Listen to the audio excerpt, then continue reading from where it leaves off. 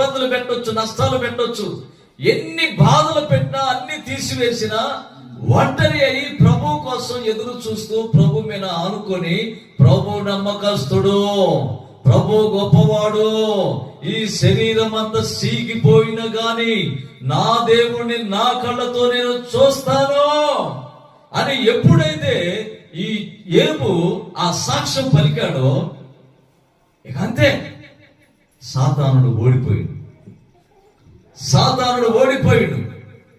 ఏయ్, నా యోబును నువ్వేమి చేయలేవురా అని చెప్పని యేసయ్య అన్నాడు. ఏమీ చేయలేవేంటి, అసలు నిన్ను దూషించేటట్టు, నిన్ను అవమానించేటట్లు నేను చేస్తానన్నా అని సాతానుడు సవాళ్ళు ఇసిరాడు యేసయ్య దగ్గర. ఇసిరితే యోబు యేసయ్యని గెలిపించడానికి ప్రాణం పోయినా కానీ లెక్క చేయలా. తన విశ్వాసం